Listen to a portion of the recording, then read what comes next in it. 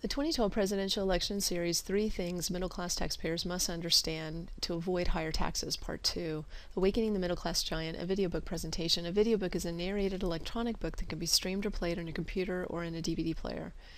As a book, a video book is not intended to entertain but to educate and inform. This video book is by and for middle-class taxpayers, and it's a production of the Public Square Today, hearing all sides, following one truth.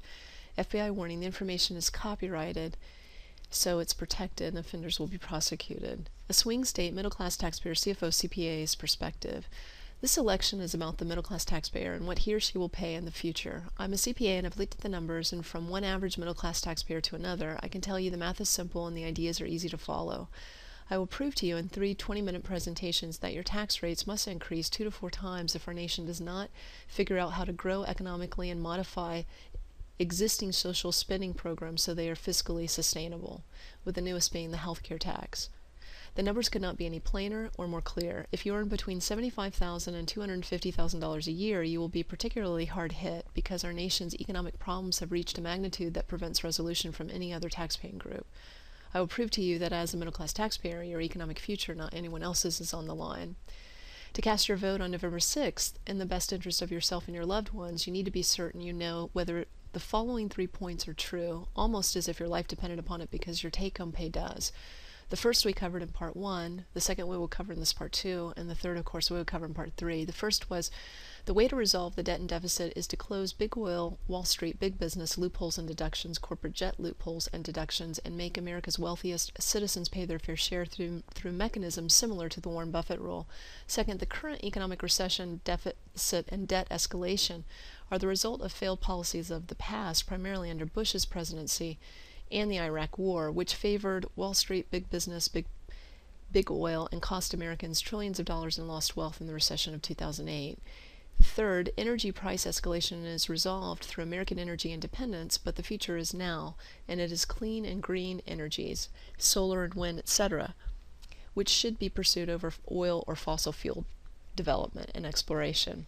In both presidential debates, we were warned to avoid a return to failed federal governmental policies of the past that created our nation's present economic difficulties. However, before we can successfully avoid something in the future, we need to be certain we understand what that something is in the past, what defined it, and how it came to be. To do that, we need to go back to what happened to analyze the key policy decisions that led to the crash of 2008. But before we do that, we need to appreciate the 2 primary players and understand their loss records. Those players are Wall Street and the federal government. We're often told of the tremendous cost capitalistic greed and avarice impose upon the average American and his or her family. While there is never an excuse for unethical behavior, to properly evaluate to what extent Wall Street is more, as, or less abusive of the public than any other entities in similar economic positions of power and influence in our country, we need to first understand Wall Street's record relative to those other institutions. Because we want to understand the cause of our nation's present economic difficulties in this presentation, beginning with the 2008 real estate crisis, the other institution of power in our nation that is relevant to our discussion is the federal government. Note, it is important that we realize these matters are phenomenally difficult to make sense of, and we are not experts. We are, like you, average middle-class taxpayers. But this should not dissuade us from our purpose and an objective that is well within our reach, and that is to, for the sake of our economic futures and those of our loved ones, think back to the Wall Street losses of Enron, Global Crossing, WorldCom, and Tyco. These corporations committed fraud that collectively lost shareholders billions of dollars. The Enron loss was reported at $11 billion alone, the WorldCom at $4 billion. The others were smaller than that. When we totaled these losses, we arrived at a number of around $20 billion. Well, let's, for our purposes, double that number to $40 billion, just in the event that we missed a few. The market capitalization of Wall Street has hovered around $15 trillion, which would generate a loss ratio of 0.3%. Freddie Mac and Fannie Mae, with more defaults still to come, have lost all American taxpayers $185 billion to date. Freddie Mac and Fannie Mae made $5 trillion in loans for a loss ratio of just under 4%, or 14 times worse than Wall Street's worst.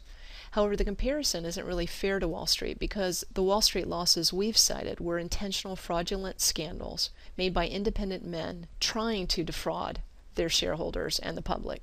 whereas the federal government was trying to make good loans, quote unquote, or at least wasn't trying to defraud the American taxpayer.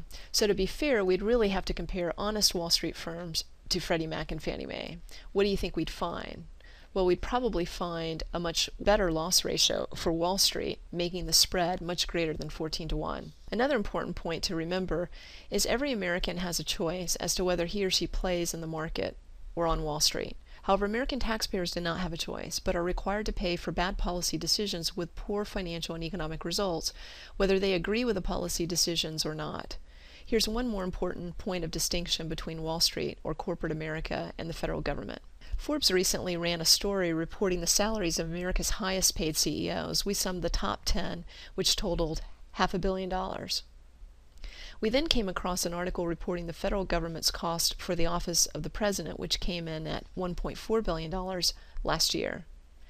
So Wall Street's finest, their top 10 CEOs, are paid 1/3 of what our federal government spent on the office of the president last year alone. Our point is not to call attention to one administration or the other. That's not the point. The point is one of comparison. And that is that the Wall Street excesses that we're always told about are not really that excessive relative to the federal government. Indeed, both the federal government and Wall Street command a lot of economic power. They are more similar than they are different. That's the point. Let's move on now to the 2008 crisis, which undoubtedly reduced economic growth, created losses on Wall Street, and as liquidity dried up and mortgage lending plummeted, home values followed suit. We found anywhere between $5 trillion and $12 trillion in estimated, and I think one number as high as 20, in estimated economic costs or losses to the American economy. It was an enormous upset to our nation, but what caused this house of cards to fall? This Forbes article gives us our first hint of the problem. One was deregulation of the financial community under Clinton. And a second that was mentioned was Federal Reserve increases to the money supply under Greenspan. This is a chart from the Federal Reserve. It shows household debt and mortgages and consumer credit from 1977 to 2008 as a percentage of disposable income. Assuming disposable income is relatively constant over the period, the increase in this ratio is indicative of increased American household debt obligations.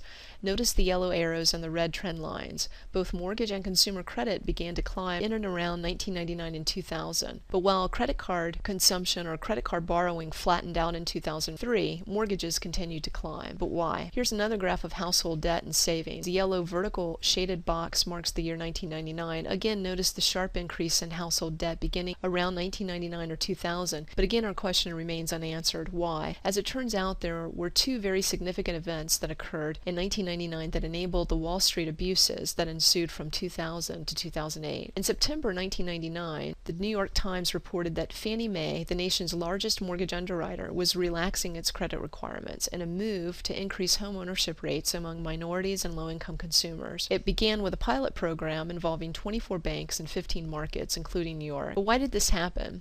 As a person who worked in banking and as a CPA who functioned as a financial analyst for years, I can tell you that bankers don't like to lose money. In mortgage lending particularly, there are highly sophisticated models banks use to grade their portfolios and ensure they stay within federal guidelines. But their number one priority is always to ensure they never make a loan that won't be repaid because they want to stay in business ultimately. So why would banks, who are expert in measuring credit worthiness to avoid loss, make bad loans and then create a host of financial instruments that marked loans as good they knew were bad? Consider the New York Times article again. Notice the next sentence. Fannie Mae, the nation's largest underwriter of home mortgages, has been under increasing pressure from the Clinton administration to expand mortgage loans among low and moderate income people, and felt pressure from stockholders as well to maintain its phenomenal growth and profits. And then again in the article, Fannie Mae has expanded home ownership for millions of families in the 1990s by reducing down payment requirements. So this activity began before 1999 with reduced down payment requirements in the 1990s. Obviously, again, our aim is not to understand all the intervening events that converged to create the 2000 crisis, but to not miss what we can confidently understand, and that is that for Wall Street to walk through the door to subprime lending, it had to first be opened by the federal government. From the same article, we get a little more detail and a little more insight into the federal social policy objectives. Fannie Mae is the nation's biggest underwriter of home mortgages. They don't lend directly to consumers. Instead, they purchase loans that banks make on what is called the secondary market. Then again, in the next paragraph, Fannie Mae officials stress that the new mortgages will be extended to all potential borrowers who can qualify for a mortgage. But they add that the move is intended in part to increase the number of minority and low-income homeowners who tend to have worse credit ratings than non-Hispanic whites. Homeownership has, in fact, exploded among minorities during the economic boom of the 90s.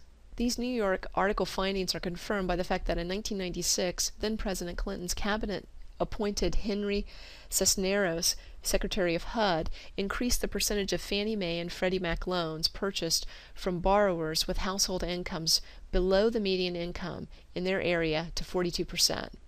So social policy decisions were made in 1993 and 1996 to encourage home ownership targeted at specific groups of Americans. Another major event that was also damaging was another policy decision made on Capitol Hill and in the White House. It too occurred in 1999. It was the Financial Services Modernization Act of 1999, which repealed part of the Glass-Steagall Act of 1933. The legislation was signed into law by President Bill Clinton. The law removed barriers that had existed in the industry since 1933, so that commercial banks, investment banks, security firms, and insurance companies were no longer prohibited from offsetting most any combination of services. And this was a bipartisan bill because it was drafted by 3 Republicans. So again, our issue is not political ideology, but just dollars and cents. So Americans lost $5 to $12 trillion in 2008 in wealth because of bad policy decisions that began with choices made by federal governmental officials in 3 primary areas. First, in the White House, with social objectives pressuring banks to lend to borrowers who the banks and Wall Street would not normally qualify or lend to. Second, HUD White House cabinet policy changes to reduce down payments required and also in 1993, and also change Freddie and Fannie underwriting goals to require more loans be purchased from banks that were subprime. And 3, an easing of monetary policy by the Federal Reserve. If you want to get honest Wall Street firms and banks to play in markets where they wouldn't otherwise, because they do have basic arithmetic down pat, the only entity with enough power and economic resources to tempt them to do so, to play in areas they wouldn't otherwise, is the federal government. The point in all of this is the same point that was made during the presidential debates. It is critically important that we, as middle-class taxpayers, avoid the failed policies of the past when we vote on November 6th. We've covered the first of 2 primary causes of our nation's current economic difficulties, the 2008 recession. We'll next move on to the second, our nation's debt and deficit, but we'll do that in a second part, and an add-on to this part 2. So be very careful, middle-class taxpayers, as you prepare for the upcoming November election. You have more writing on this election and the next 4 to come than you can possibly imagine. Exercise the greatest of caution, especially from whom you get your information. While it's somewhat vogue to be on the side of the middle-class taxpayer, especially as we draw nearer to the election, how is it possible for television, news media, and entertainer one-percenters to claim that business and Wall Street one-percenters are out of touch with the middle-class taxpayer, while the media and entertainer one-percenters aren't? Aren't both of these groups part of the same income tax bracket? That is, the media, entertainer one-percenters and business and Wall Street one-percenters. So doesn't that make them both equally out of touch with the middle-class taxpayer? Well, that ends the first section of part 2, understanding the failed policies of the past. We just talked about those failed policies that led to the 2008 real estate crisis. In our next section of part 2, we'll discuss failed policies of the past that have led to the escalation in the debt and the deficit. Be sure to watch part 3 as well on energy independence. We've subtitled it Environmentalists Embrace American Big Oil. Just a couple more slides before we close. When you apply for a job, do you want to work for a company with management or owners who run up a lot of debt and have no cash in the bank to make payroll? Or do you want to work for a firm where the owners and executive staff are incredibly successful with little debt and lots of cash in the bank? Where do you think you'd stand a greater chance for pay raises, promotions, and other career growth opportunities? Our federal government has been run by attorneys for the past 70 years who have collectively made enough bad fiscal decisions to create our present economic and financial conundrum. We wish we had more time to communicate the succession of bad policy decisions, all of which were completely avoidable. Watch our other video book presentations on the subjects to get more information if you're so inclined. The point is, as American taxpayers who need economic income to live and to survive, we've been hiring lawyers with little, if any, economic or financial training to run the national economy. Isn't this a misalignment of skill and objective or need? Maybe we should try something different for a change and put a successful business person with a lot of money, who's made a lot of money, and might be able to find ways to make us a lot of money, or at least help us to do so. Someone who understands finances and economics. Put that person, that kind of person, in the White House. Maybe that would stop the wealth stripping of the middle class taxpayer. If you have a better idea, please let us know about it. We'll have our blog up next week. Go to www.thepublicsquaretoday.com.